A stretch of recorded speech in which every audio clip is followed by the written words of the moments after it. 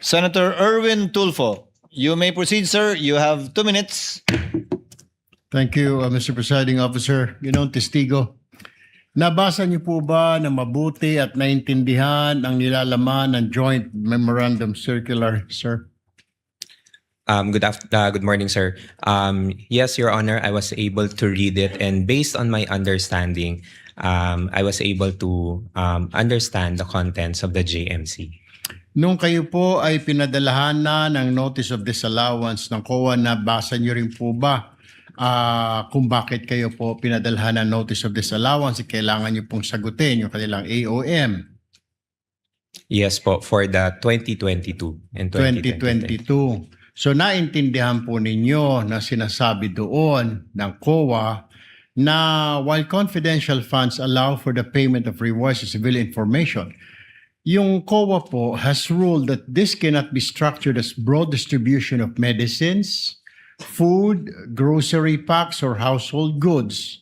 And that kung ito po ay reward, dapat po specific targeted financial payouts lamang po at hindi po pwedeng ibili ng mga gamot o ng mga upuan bilang reward. Naintindihan niyo po ba yun?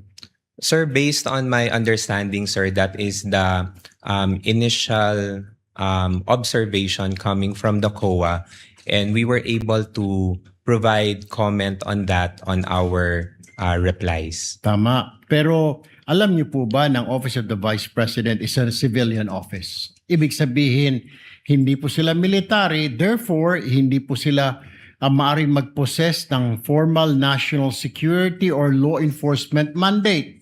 Sabi po ng COA guidelines, sir, again, specifically, the operational intelligence gathering is the domain of military, police, and specialized enforcement bodies. Hindi po kasama ang VP, PSPG po roon.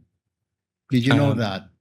Sir, based on my understanding, sir, sa pagkakaintindi ko po sa JMC is that the confidential funds is allowed for civilian agencies, sir, and in coordination with the different law enforcing agencies. Yun po yung pagkakaintindi ko Yun po. po ang pagkakaintindi ho ninyo. Pero iba po yung sinasabi po ng COA sa inyo. Kaya po kayo may notice of disallowance. Kaya po sinasabi ng COA at ini-issue po sa inyo formal notice of disallowance na 73.3 million ng OVP December 2020 to confidential spending. Yung pang dahilan na major reason for this allowance was the 24.93 million pesos spent on medicines and 34.857 million spent on various goods were improperly categorized under the guise of intelligence rewards. Alam niyo po ba yun? Kaya pinadalhan po kayo ng COA, sir. Sir, based on what I can recall po, sir, on the notice of disallowance that was sent to our office, what they required, sir, was that the submission of an intelligence report to support the payment of those rewards. So yun po yung pagkakaintindi ko regarding sa letter. So nakita po ninyo na may problem, sir. May problem. Kaya kayo pinagpapaliwanag. There is an issue po, sir, that we needed There's to an comply. issue. Okay. Panghuli na lamang, Mr. Presiding Officer, one last question. So, sino po You may mga proceed. nag-imbento at saan galing yung mga alias po na yun? Is that only Colonel La Chica o sa grupo ninyo, sila Chippy McDonald, sila Pusa, Aso, etc. May sila Pagong. Who invented those? Sir, I do not know, sir. Number one, sir, I cannot answer, sir, if invented, sir. But as to the AR, sir, I cannot provide information, sir, because I do not have any participation in the implementation of the confidential activities. Thank you, Mr. Witness. Presiding Officer, thank you, sir. Thank you very much, Senator Judge Erwin Tulfo. Senator Judge Pangilinan is recognized. You have 2 minutes, sir. You may proceed when you're ready. Maraming salamat. Magandang umaga, Ginoong Ortonio. Good morning, sir. Yes. Pwede nyo bang ipaliwanag yung naging proseso, no? Dahil base sa testimonya ni Acosta, ni Ginang Acosta at sa inyo, yung testimonya nyo, From December 2022 to September 2023, a total of 122 million pesos in cash was distributed to perhaps hundreds of informants after doing surveillance work, was given rewards, and they purchased medicines. Tama po? Based on the information that was shared to me by the security officer, That's sir. correct. Yun yung nangyari. Based on the information, sir. Bakit gamot? Would you know? Sir, I would not know, sir, but although based on the information that was shared to me by the security officer, those were parang yun po yung representation or yun daw po yung inilapit ng mga informants or agents that they needed at the time. Bilang reward. Yes, as a Pero form. pera ang binigay, sabi ninyo, no? Yes, sir. Pero Based- hindi nyo alam kung talagang gamot ang binili. I would Dahil- have no idea, sir, on the implementation, sir. Dahil walang resibo. Acknowledgement receipt meron. Acknowledgement receipt, sir. You were head of the BAC, no? Bids and Awards. Bids and awards. So committee, familiar sir. ka, pagka regular purchases, dapat may bidding ang medicines. Correct, sir. Di ba? Yes, sir. So, kung yun ang pinaliwanag sa'yo, sa loob ng 9 na buwan, hindi mo ba tinanong o hindi mo ba sinita na dapat pagka medicines, dapat bidding? Kasi ako ang head ng Bids and Awards. Alam ko yan eh. Sir, I was only made aware of the concern regarding the medicines and food supplies, sir, when the AOM, when we received the AOM, which was around October of 2023, sir. So that was parang almost 9 months after the 2022 na implementation for the confidential funds. Okay.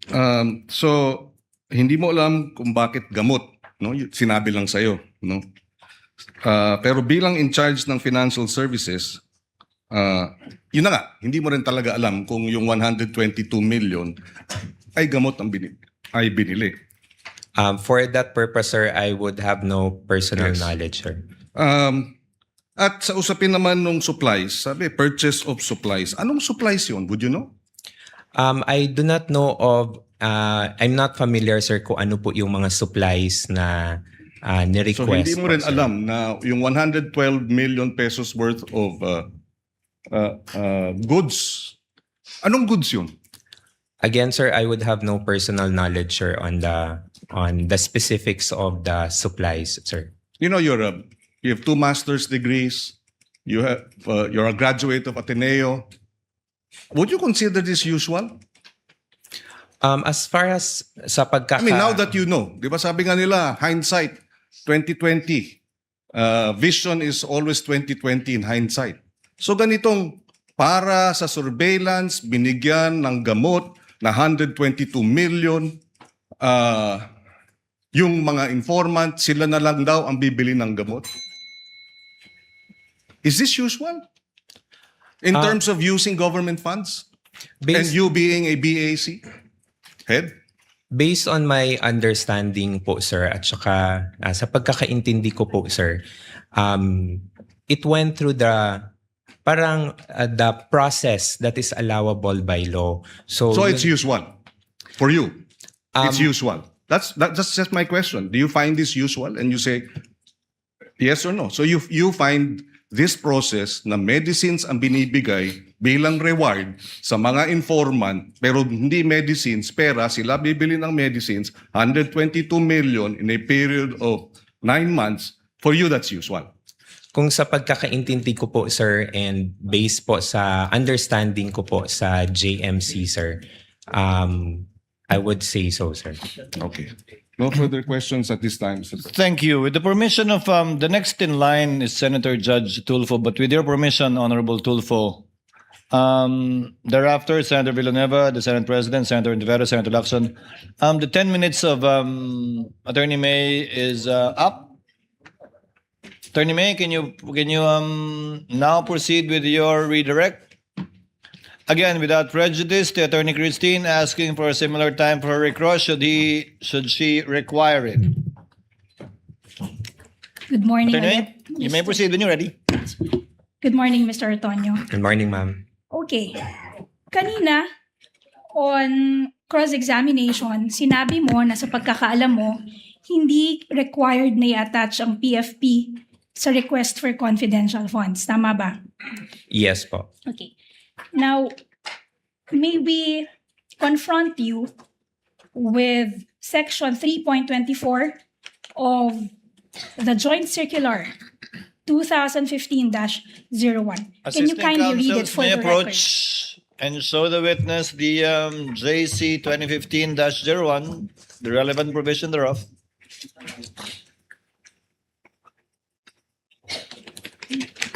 Can you kindly read for the record what 3.24 of the Joint Circular states? 3.24 Physical and Financial Plan refers to the plan approved by the head of office in the case of NGAs and LGUs and by the board of directors in the case of GOCCs supporting the request for funds for CE and IE containing the estimated amount per project, activity, and program. Okay. Nabasa niyo po ba yan bago kayo sumagot kanina? Familiar po kayo sa provision na yan? I have to be honest, ma'am, na I cannot remember this one, ma'am. Okay. Ngayon, hindi rin ikaw ang nagpadala or nag-prepare ng October 22, 2022 letter. Tama ba? Sorry, ma'am. Hindi rin ikaw ang nagpadala ng August 22, 2022 letter. Tama ba? It is through our Yes. usual na routing process, ma'am. And also, sabi mo kahapon, it was the decision of the Vice President to request the confidential funds. Tama ba? Yes, as the head of agency, ma'am, I would understand that she has the authority to request for the said funds, ma'am. And siya rin yung nag-sign off dun sa August 22, 2022 letter. Tama ba? Yes, ma'am. Siya yung pumirma. Tama ba? Yes, ma'am. Okay. So hindi mo hindi mo alam kung paano ininterpret ng Vice Presidente yung provision na iyong binasa. Tama ba? You cannot say with certainty how the Vice President interpreted that provision. Before you answer, Mr. Antonio, yes, Attorney Christine? Witness is incompetent to read the state of mind of the Vice President. That's Your Honor. precisely the point, Your Honor. That's precisely what I'm asking the witness to confirm, that he cannot say with certainty the frame of mind of the Vice President if she was also thinking that the PFP is not required for the request. Applying the rules equally, if he knows, witness may answer. Thank you, Your Honor. Again, ma'am, for the question ulit, ma'am. So hindi mo rin masasabi, you cannot say with certainty na ganyan din ang interpretasyon ng Vice Presidente dun sa provision na binasa mo nang ipinadala ang sulat to the DBM dated August 22, 2022. Tama ba? I cannot, ma'am. But you are sure, you can confirm that the Vice President is a lawyer. Tama ba? Yes, ma'am. She is a lawyer. Sinabi mo rin kanina na yung confidential funds, to your knowledge, hindi lang to ginastos sa regular programs ng good governance. Tama ba? Ma'am, what I meant, ma'am, is that Sorry, Mr. Tony, let me just clarify. Sinabi mo kanina na to your knowledge, yung confidential funds were not spent on the regular programs under the good governance program. Tama ba? that's correct, ma'am. Yan din yung sinabi mo para sa socio-economic delivery programs. Ang sabi mo, yung confidential funds hindi ginamit sa regular programs ng socio-economic delivery programs ng OVP. Tama ba?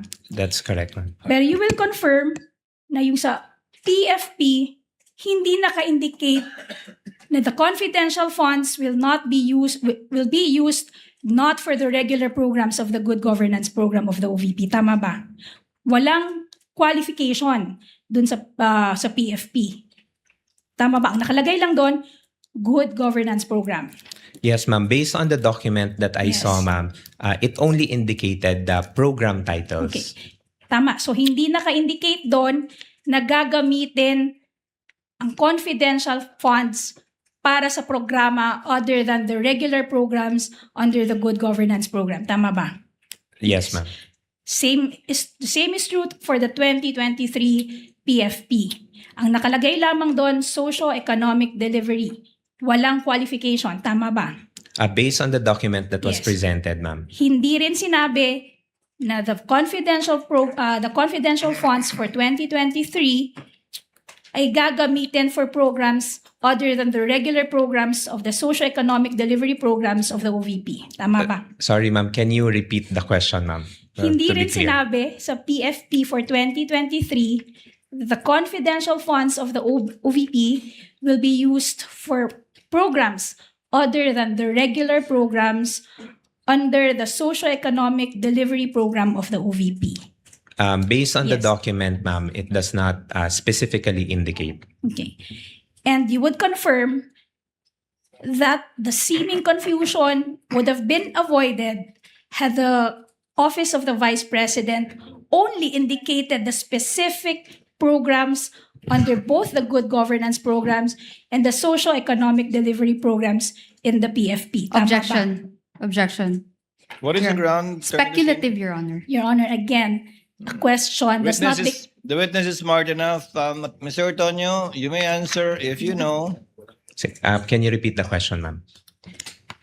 The confusion would have been avoided or would have been averted. Maiiwasan sana ito kung yung OVP nilagay doon sa dalawang PFP for 2022 and 2023 yung specific each and every program that will be funded by the confidential funds for Objection. both years. Tama ba? Objection, Your Honor.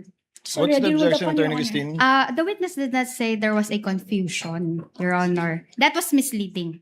I didn't say, Your Honor, that this witness mentioned But her Confusion. question says, so the confusion should have been avoided, Your Honor.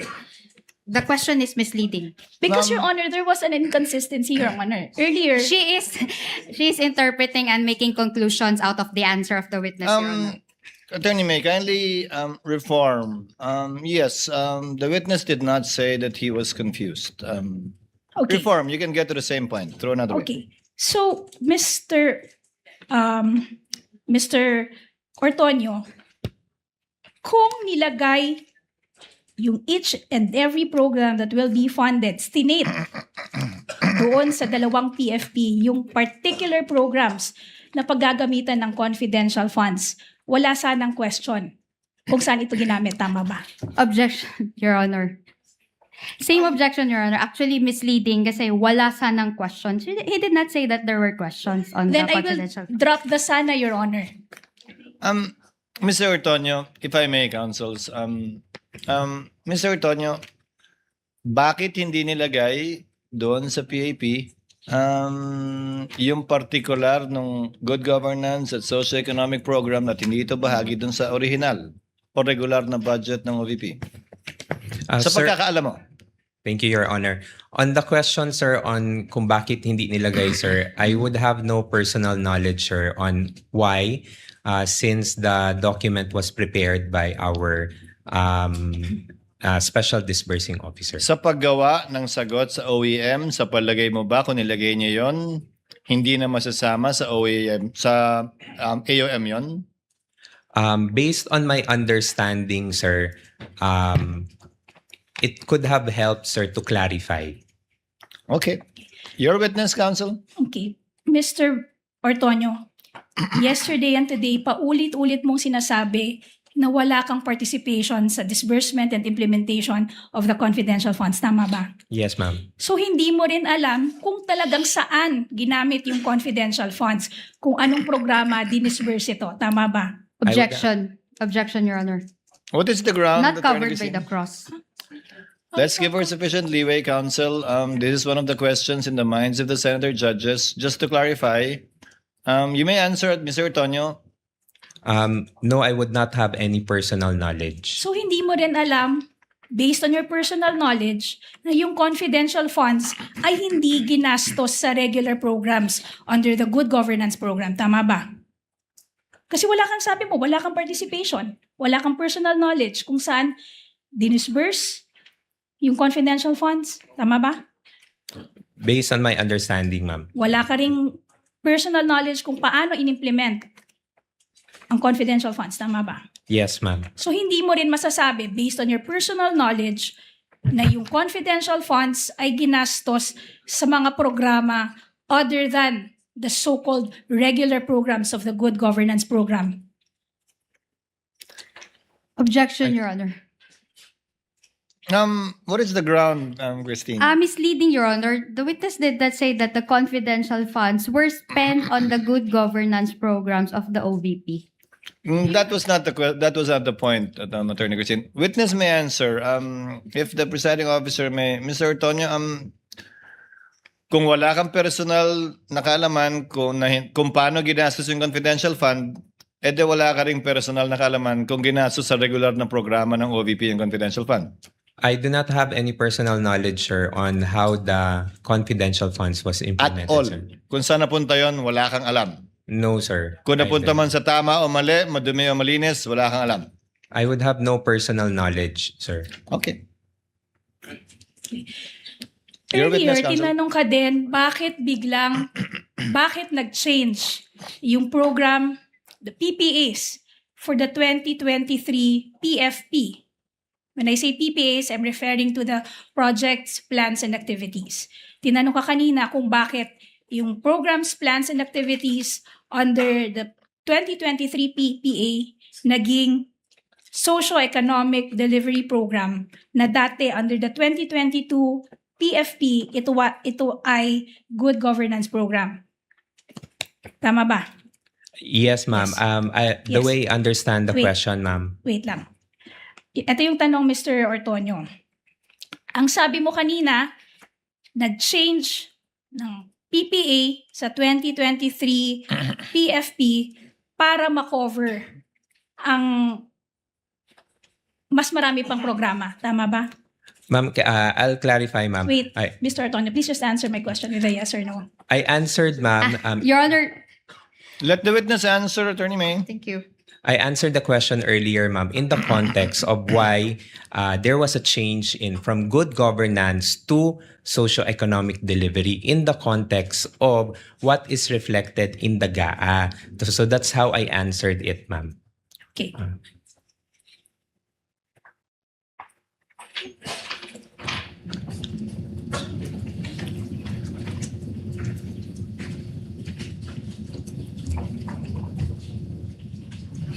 Pero you will confirm na wala ka ring participation dun sa pag-identify, sa pag-prepare ng PFP. Meron ka bang participation? For the PFP, ma'am, no. Okay. Kanina tinanong ka rin tungkol sa petition for review na final ng OVP sa COA. Tama ba? Yes, ma'am. And you will confirm that this petition for review was denied by the COA. Tama ba? And yes, ma'am, and Yes. subject for motion for reconsideration. Ma'am. Ibig sabihin, nang dininay ito ng COA, yung COA, it stood pat with its earlier decision, with its earlier findings. Tama ba? Your Honor, If he knows counsel, Yes, ma'am, but then again, Yes. subject for the filing of motion for reconsideration. Sinabi mo din kanina na wala kang participation sa drafting ng liquidation. Wala kang participation sa drafting ng request. Wala kang participation sa drafting ng liquidation documents. Wala kang participation sa disbursement. Wala kang participation sa recording. Kasi ang may gawa nito ay si Ginang Acosta, di ba? Yes, ma'am. Naalala mo That's yun? correct.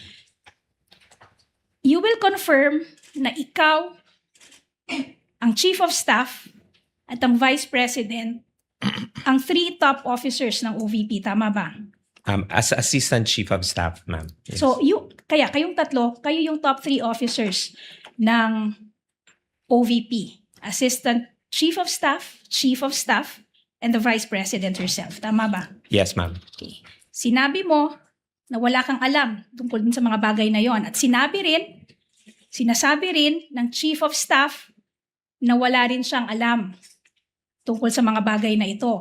So tama bang sabihin na among Your the Honor, three of you, si Vice President lang ang nakakaalam? Let her finish the question. Witness will not answer the question until the objection is ruled upon by the chair. Finish your question, Attorney May. Done, Your Honor. Attorney Christine, what's your objection? Misleading, Your Honor, and vague. First of all, the Chief of Staff has not yet testified with regard to the confidential funds. Well, Attorney Christine, the court took judicial notice of the proceedings in the House of Representatives where the Chief of Staff, Attorney Lopez, testified, and I went through the TSN, and such statements were made along those lines by the Chief of Staff of the Vice President. Witness may answer. Ma'am, can I be clarified with the question? Can you repeat the question, please? Okay. Kanina, sinabi mo na ang top 3 officers ng OVP ay ikaw, as Assistant Chief of Staff, ang Chief of Staff, at ang Vice President herself. Tama ba?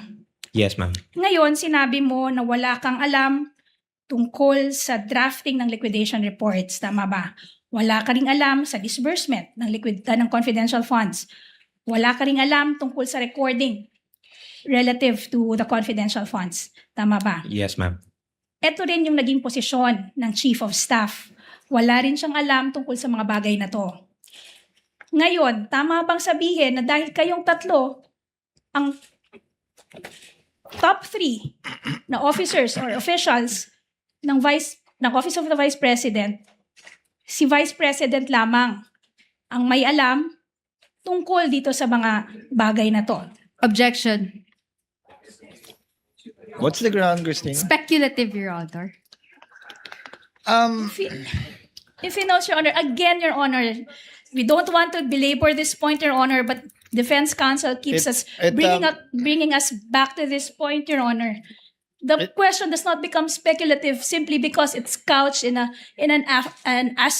what if question, Your Honor. And besides, Your Honor, this honorable court has already ruled and has already directed the witness to Your Honor, answer, Your Honor. the counsel would want the witness to speculate on the state of mind of the Vice President. No, Your Honor. Let me answer it in 2 points, Your Honor. Please, counsel, briefly. Yes, it's not speculative, Your Honor, because there was already an admission that they are the top 3 officials of the OVP. Now, the answer would be based on that admission, so it's not speculative. The question would only be speculative. It's completely conjectural, Your Honor. And second, Your Honor, the only reason Then- I repeated the answer because the witness himself requested me to repeat, but prior to me repeating the question, the Honorable Presiding Officer has already made a ruling. Your Honor, we will be squandering away time if every time I would repeat a question, the Defense Counsel would all of a sudden invoke another ground for objection. Your Honor, We're please. about to break for lunch, so let's end it on a good note. Yes, but Finally, Attorney Christine. I will revise my objection, Your Honor. Incompetent. Allow me, counsels. Base sa testimonya mo, Ginoong Ortonio, wala kang alam sa paggastos, pag-liquidate, pag-disburse ng confidential fund. Tama? Yes, that's correct, Your Honor. Sabi ni Gina Acosta, wala rin siyang alam. Tama? Alam mo ba yan? Na wala rin siyang alam sa paggastos ng confidential fund at kung paano ito niliquidate. Would you know that? Based on what I have read Na in testimonya news, niya? Yes, sir. Base sa pagkakaalam mo, alam ba ng Vice President kung paano ito ginastos? The way I understand it, sir, as the head of agency, I would understand that she knows the implementation, sir. Yes. So si Colonel Lachica, alam din siyempre. Yes, sir. As the security officer, I would So assume, sa sir. loob ng opisina ng OVP, si VP Sara as head of agency lang ang nakakaalam, ikaw bilang assistant chief of staff, yung chief of staff mismo, walang alam, at si Colonel Lachica na ayon sa katanungan ni Senator Judge Soto kanina lang, na hindi naman bahagi ng opisina ng OVP. Yes, Your Honor. Okay. That would be all for redirect, Your Honor. Do you have a short recross, Attorney Christine, or a long one? Do we pause for lunch, or do you want to finish your cross before lunch? We don't have to call lunch at 12 o'clock. We can do it at 12 past 12. After lunch, Your Honor. You prefer Because- after lunch? Thank you. Yes, Your Honor. Then, since it's only 11:57, we have time for one more, Senator Judge. If you want to avail of it. Yes, I see Senator Judge Tulfo, the next one to interject, raising his hand. The sequence would be Senator Judge Rafi Tulfo, Senator Judge Villanueva, the Senate President, Senator Judge Ontiveros, Senator Judge Lacson, Senator Judge Padilla, and I just saw Senator Judge Bam. So we have time for one or two more Senator Judges before breaking for lunch. Senator Judge Rafi, you are recognized, sir. You may proceed. You have 2 minutes, sir. Thank you, Mr. Presiding Officer. Kayo po ay nag-reply sa AOM from COA for the check number 244027 dated 20 December 2022. Ano po yung proseso na ginagawa nyo once kayo po ay nakatanggap ng AOM or disallowance? Good morning, Your Honor. When we receive AOMs within the office, once we receive it, we inform of course, the Chief of Staff and of course also the head of agency of the AOM. We send them a copy for their information. Do you investigate? Once meron na pong instruction to kung sino po yung magko-conduct ng review, then that's the time po that we conduct a necessary review for Do you ask the reply. questions? Yes, sir, to the concerned na mga To the concerned. concerned na mga divisions. What questions do you ask, for example? Usually, sir, we ask point per point on what is Point per point, okay? point per point what is indicated in the AOM so Yes. that we can also address the concerns point by point. Very good. Now, isa sa mga AOM ay observation ng COA, kulang sa mga dokumento. Halimbawa, itong sinabi rito, 170,000 at marami to by the millions. 170,000 for the payment of reward, open and closed medicines. Did you not ask, ano ba talaga to? Anong klaseng medicine ang binili? Kasi ang pagkakalam ko, meron kayong pera from confidential funds, binigay nyo doon sa informant para siya nang bumili ng medisina. Yes, sir. Yun po Did you yung- ask kung anong medisina binili para sa medisina bibili nung informant, yung pera?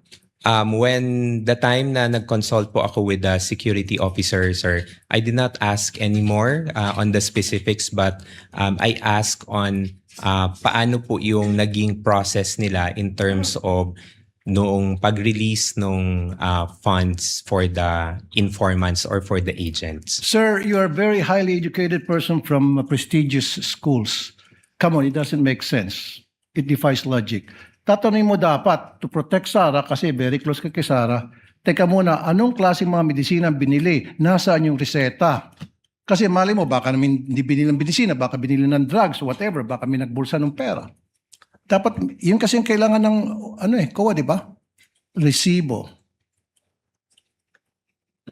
At the time po, sir, when I consulted with the security officer, sir, I was not able to ask anymore on Why the not? details, sir. It's part of your job. In fact, pumirma ka doon sa pag-reply mo sa AOM.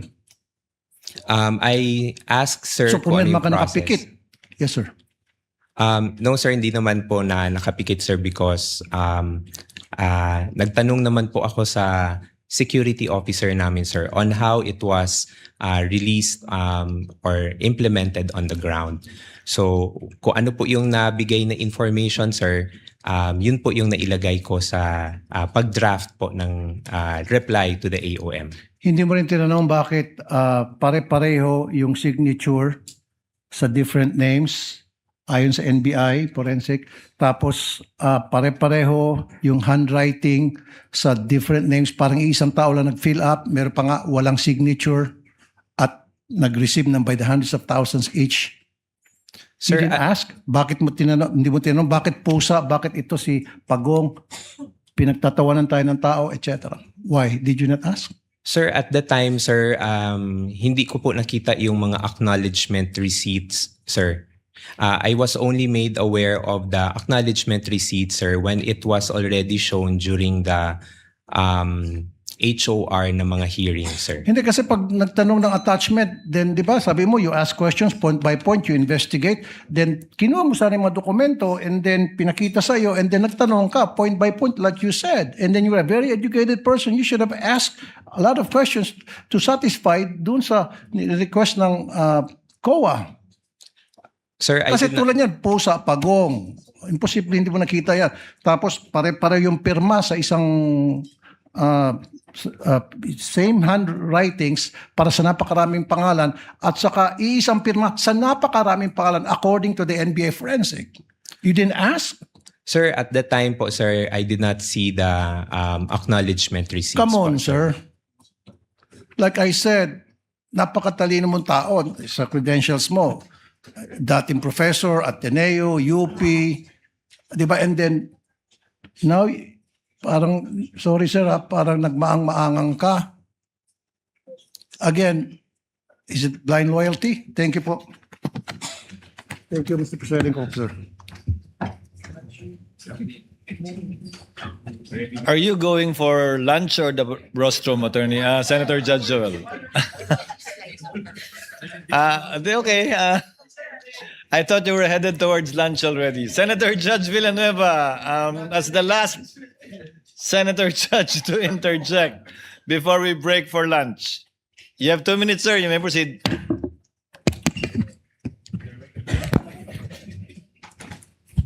Thank you. Mr. Witness, sinita po kayo ng COA dun sa pag-approve nyo ng disbursement voucher, no? Yung 125 million. At ang explanation nyo, delegated po sa inyo pag more than 1 million. Is that correct? Yes po, sir. There is an office order, sir. Ano yung extent of your authority? Ministerial approval or may responsibility din kayo na determine if this is lawful, properly supported, and authorized expenditure bago kayo pumirma? There is also a level of checking, sir, if documentary attachments have been complied, sir, prior to the affixing my signature, sir. Like? Kung sa mga disbursement vouchers, sir, dapat merong mga supporting documents on the reasons for the request po, sir. Like? One of which, sir, say for example, there is an activity design, sir, which indicates kung ano yung mga activities to be done and the expenses for those activities. Okay, nung winidraw po yung salapi, 125 million, sabi po ni Ms. Acosta, you accompanied her. Alam niyo po na after nung winidraw yung salapi, diretso po pinlace ito sa custody ni Colonel Lachica. Alam niyo po yan? At the time, sir, I did not know, sir, kung ano yung arrangement nila ni Miss Gina Acosta, sir. I just accompanied her to the bank, sir, as per her request. So you have no knowledge? I have no knowledge po, sir. You're the disbursement officer. You don't have any knowledge, so wala ding written authority, no? Anyway, dun po sa testimony ni Ms. Acosta, sabi po niya, si Colonel Lachica was not bonded, yet the confidential funds were released to him because he was supposedly na siya yung mag-implement ng activities on the ground. As Assistant Chief of Staff, as disbursement voucher signatory, officially approving the DVs. Aware po ba kayo dito sa ganitong arrangement? I had no personal knowledge po, sir, on that arrangement, sir. Kasi kung ganun, parang sinasabi nyo na parang ministerial duty lang po yung sa inyo. Although kanina sabi nyo hindi po. Kasi why would you allow that, no? Then next question, Asek, kayo po mismo yung pumipirma dun sa November 30, 2023 OVP response to COA stating that all transactions involving the 125 million pesos were valid, proper, and regular, and explaining that the 40 million medical and food aid was given to persons conducting nationwide surveillance operations. Bago po ninyo ginawa, may factual representation po ba kayo sa COA? Ano po yung inyong ginawa, yung personal po ninyo na verify bago niyo po ito ginawa? Sorry, sir. The question again, sir. Just to be clarified lang, sir. Ulitin ko po yung question. Nung nag-respond po kayo dun sa COA that all transactions involving the 125 million were valid, proper, and regular, in-explain nyo din po yung 40 million medical and food aid was given to persons conducting nationwide surveillance operations. Bago po ninyo ito ginawa, yung factual representation po na iyon sa Commission on Audit, ano po yung inyong personal na ginawa to verify all of this? I consulted po yung our security officer on how the implementation was done on the field, sir. And what was relayed to me, sir, yun po yung nilagay ko sa draft for the reply, Ano sir. po yung hiningi nyo? Information, sir, on how it was implemented, sir. So I asked if I can remember it right, sir, because it was quite a long time ago, sir. I asked kung paano yung manner of release of the funds on the ground, sir, and especially yung sa medical and food aid, sir. And what was relayed to me, sir, was that the funds were released to the informants or the agents through cash, and then based on their representation that they would need these funds for the purchase of medicines and supplies. Binanggit nyo po dun sa AOM na lumabas na notice of suspension, wala pong nakalagay na misuse of funds. Right? So, ano po yung ginawa po ninyo after po lumabas ito, despite the fact na wala ho kasi yung nakalagay na misuse of funds, pero nakalagay po doon yung lacking of documentary records to support yung ginawa po ninyo. Ano po yung inyong ginawa para makorek? From example, from AOM to before ma-issue yung notice of suspension, before ma-issue yung notice of disallowance. Ano po yung inyong ginawa to suffice yung hinahanap po ng Commission on Audit? Based doon po sa mga points that were raised in the AOM, we provided answers for But you those. also, before you answer, presiding officer, you agree na yung binanggit niyo po, no, there's no such word misuse of funds doon sa mga AOM, NS, Yes, sir. ND. Yes, sir. Okay, sige po. So we provided the documents that were required of us, sir, in support on the issues or concerns raised by the Commission on Audit. And apparently, hindi po sila pumayag at hindi sila nag-agree because kulang pa rin po yung documents. Based po sa NS, sir, ND, sir, meron pa pong mga hinihingi ang COA, sir. And that's why, as a response to the ND, sir, we also supplied those information. Salamat po, salamat po. Gusto ko lang hong sabihin that indeed yung confidentiality may limit what can be disclosed to the public, but it cannot erase yung accountability within the government. Salamat po, Mr. Witness. Thank you, Senator Judge Villanueva. We shall declare and call a recess so that everybody can have lunch. Mr. Ortonio, you're excused from the witness stand. Kindly have lunch, and we expect you back. We expect everyone back at 1 p.m. Your Honor, please. Yes, Senator, the Honorable Luistro. Your Honor, may we just know if Colonel Boransing is already in the premises, because we understand that the prosecution will be presenting him immediately after the recross of Mr. Ortonio. He is not yet in the building, and we will address that when we reconvene. There's nothing we can do about it anyway at this point in time. We will Thank you, inform Your you of the circumstances before we resume at 1 p.m. We are on recess until 1 p.m. Kindly have a hearty lunch.